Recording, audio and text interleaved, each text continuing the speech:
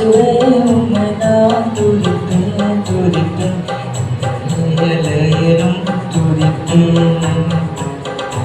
ஆதியும் நீரே அந்தமும் நீரே ஜோதியும் நீரே என் சொந்தமும் நீரே. ஆதியும் நீரே என் தந்தையும் நீரே யோகரும் நீரே என் தாரகம் நீரே.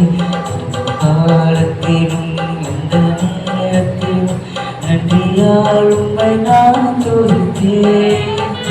இயேசுவே உம்மை நான் துதிப்பேன் துதிப்பேன் எல்லையிலும் துதிப்பேன்.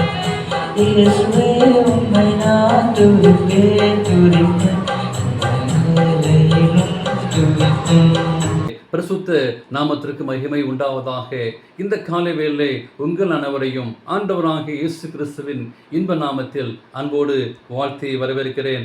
1 யோவான் 17ஆம் அதிகாரத்திலே வாசிக்கிறோம். நியாயப்பிரமாணம் மூலம் மோசேயின் மூலமாக கொடுக்கப்பட்டது, கிருபையும் சத்தியமும் இயேசு மூலம் உண்டாயின.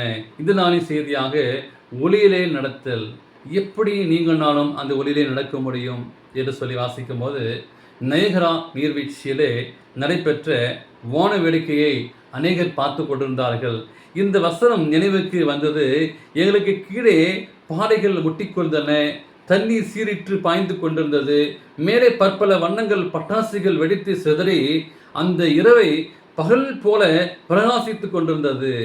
அப்படிப்பட்ட இந்த சிறு சிறு ஒளி சிதறல்கள் அன்று ஒரு சிதறிய போதிலும் ஒட்டுமொத்தமாக பார்ப்பதற்கு மிகவும் அற்புதமாக காட்சியாக இருந்தது. ஒன்றுபட்டு வாழ்வதே அவரின் சுத்தமாக இருக்கிறது. நம் ஒவ்வொருக்கும் தனித்தன்மையோடு நாம் சிருஷ்டிக்கப்படுகிறோம். எனவே மனது ரீதியிலும் உணர்வு நீதியிலும் எப்படி இருக்கிறோம்? நாம் ஒருவருக்கொருவர் ஒத்து போவதில்லை. ஒரே மாதிரியான அங்கே சூழலில் கூட நாம் ஒரே விதத்தில் சிந்திப்பது கிடையாது, செயல்படுவது கிடையாது. ஆனால் நாம் தாளந்துகளையும் திறமைகளையும் ஆவிக்குரிய நலங்களையும் இன்றைக்கு எப்படி நாம் பயன்படுத்துகிறோம்? சமுதாயத்தின் நலனுக்காக பயன்படுத்துகிறோமா? ஒருவர் ஐக்கியப்படுத்துகிறோமா? அல்லது உலகின் மனிதர்கள் எல்லோரும் ஒரே மாதிரியாக இருந்தால் எப்படி இருக்கும் என்று சொல்லி சிந்தித்து நாம் பார்ப்போம். தேவனுடைய ஒளியில் நடப்பதால் மாத்திரமே அந்த மெய்யான ஐக்கியத்தை பெற்றுக்கொள்ள முடியும். தேவன் ஆண்டவர் சொல்கிறார், உலகத்திற்கு நான் ஒளியாக இருக்கிறேன், உலகத்திற்கு நீங்கள் வெளிச்சமாக இருக்கிறீர்கள், அந்த வெளிச்சத்தை நீங்கள் நானும் பின்பற்ற வேண்டும் சொல்லி அங்கே தேவன் நம்புகிறார். நம் எல்லோருக்கும் பிதா ஒருவரே என்பதையும் நீங்கள் நானும் நாம் எவ்வாறு சகோதர சகோதரிகள் என்பதையும் பகுத்தறியும் போதுதான் நாம் ஒருவரோடு ஒருவர் அன்பையும் ஐக்கியத்தையும் பெற்றுக்கொள்ள முடியும். வாழ வேண்டியதையும் அவசியத்தையும் கற்றுக்கொள்ள முடியும். ஆண்டவர் அந்த வெளிச்சத்தை கொடுத்துள்ளார், அந்த ஒளியை கொடுத்துள்ளார், அந்த பிரகாசத்தை கொடுத்துள்ளார். அந்த பிரகாசத்திலே அந்த வெளிச்சத்திலே நடக்க வேண்டும் என்று சொல்லி தேவன் விரும்புகிறார். அது மாத்திரமல்ல, நாம் ஒருவரோடு ஒருவர் ஐக்கியம் கொள்ளும் போது இயேசுடைய இரத்தத்தால் நாம் பாவம் சுத்திகரிக்கப்படும். அது எப்படி? நாம் கூடி வந்து அங்கே தொழுகை செய்யும் போது நாம் மன்னிக்க வேண்டியதின் அவசியத்தை அங்கே உணர்கிறோம். நாம் ஆவிக்குரிய பயணத்தில் ஒருவருக்கொருவர் உதவுகிறோம் என்பதை மறந்துவிடக்கூடாது.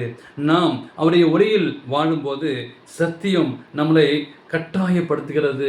அந்த சத்தியத்துக்குள் பிரவேசிக்கிறோம். அந்த சத்தியம் நம்முடைய வாழ்க்கையிலே பிரகாசமான ஒளியாக ஆகிறது.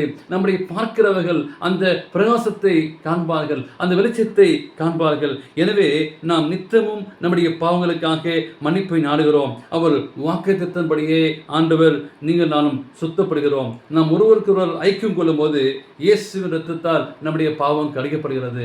எனவே அந்த ஒளியை நடப்போமா? அந்த பிரகாசமான காலையை அந்த வெளிச்சத்தை மற்றவர்களுக்கு நாம் காட்டுவோம்.